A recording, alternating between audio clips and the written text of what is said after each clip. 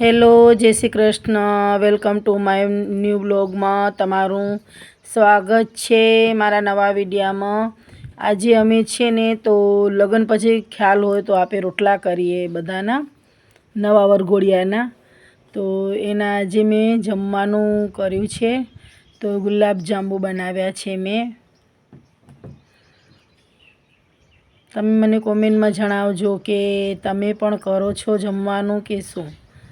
લગ્ન પછી, લગ્ન પહેલાં વાનેલો હોય અને લગ્ન પછી દેશી ભાષામાં રોટલા. હજી અમારા અહીંયા રીત રિવાજ ચાલુ છે એનો. મેં વાનેલાનો પણ વિડીયો અપલોડ કરેલો છે.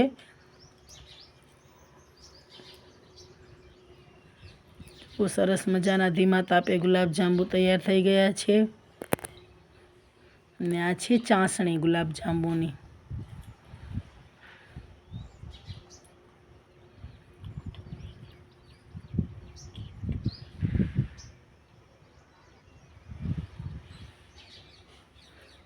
જો કુશભાઈ કહે છે મને પણ બ્લોગમાં લે.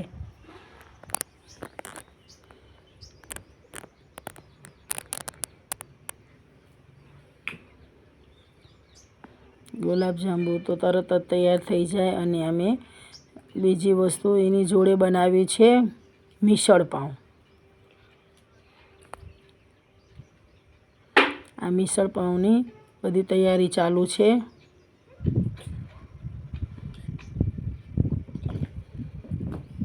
ડુંગળી, ટમાટા, ડુંગળી વગર તો કાંઈ આઈટમ થાય નહીં. આ છે અમારી વિહા.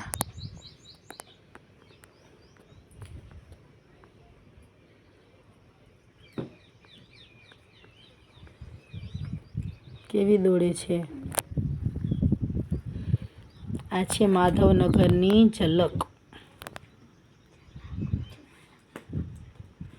આ છે મિસળ પાઉંની તૈયારી. એમાં મગ અને મઠ જોઈએ બને. મીઠો લીમડો છે, લસણ છે, લીલું મરચું છે. ને હવે મૂકી દીધું છે તેલ. લીલું મરચું અને મીઠો લીમડો બંને જોડે નાખી દીધા. અને હવે લસણ, આખું લસણ એને બરોબર સાંતળે છે.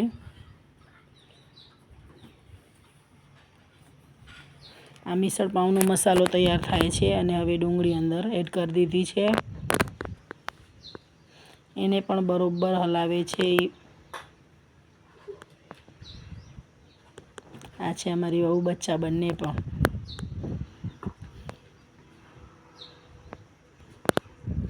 એક છે વિહાની મમ્મી, આ હલાવે છે એ વિહાની મમ્મી છે. એ નવા નવા આવ્યા છે, લગ્ન થયા છે, હમણાં લગ્ન કર્યા છે એ.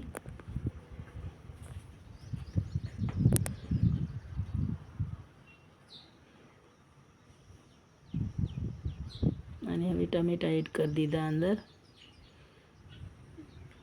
હવે મસાલો, મિસળ પાઉંનો સ્પેશિયલ મસાલો આવે છે એ એડ કરી દીધો.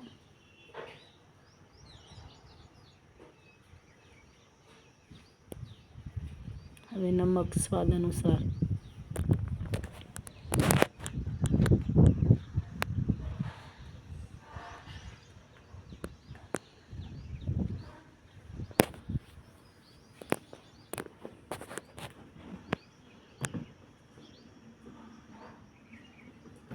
પાઉંભાજીની ને આને બંનેની રીત તો બંનેની સરખી જ છે. પણ આનો છે ને પહેલો મસાલો બનાવવામાં આવે છે. આ બધાને સાંતળી બરોબર, એકદમ બરોબર તેલ નાખીને આનો મસાલો બનાવશે. અને પછી મિસળ પાઉં તૈયાર. આ નહીં બહુરાની અમારી.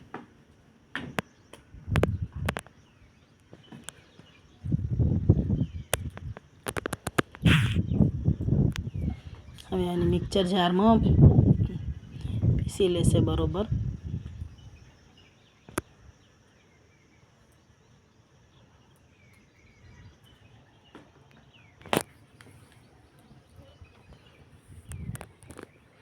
જોઈ શકો છો ગ્રેવી એકદમ તૈયાર થઈ ગઈ છે.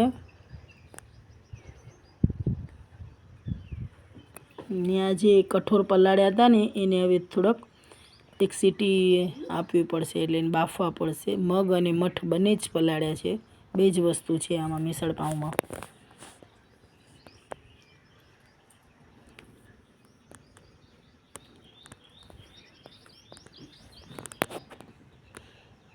લીલા ધાણા વગર તો વસ્તુ એ કે મજા જ ના આવે આપને. એ તો એનો શણગાર છે.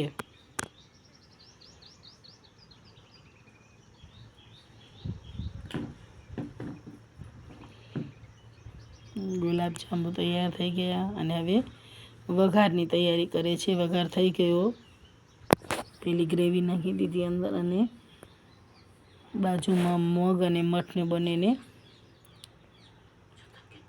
મિક્સ કરે છે.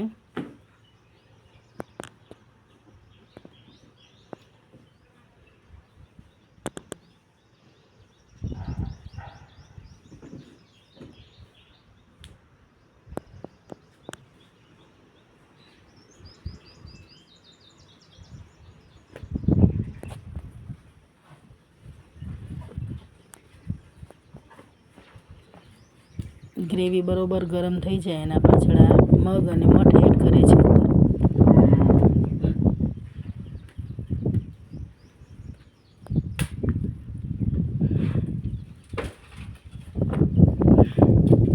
આમાં કશ્મીરી મરચું જોઈએ કલર પકડવા માટે,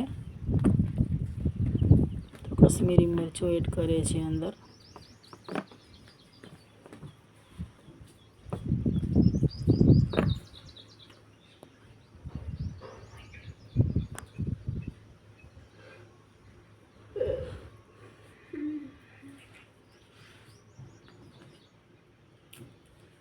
કશ્મીરી મરચું તીખું ના હોય એટલે કલર પકડાવવા માટે જોઈએ.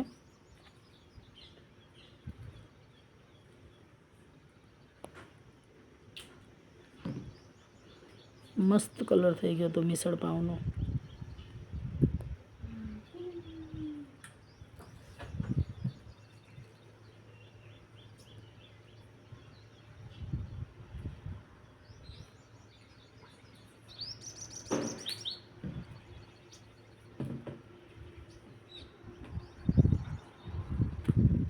કોને કોને મિસળ પાઉં ખાધા છે એ મને કોમેન્ટમાં જણાવજો.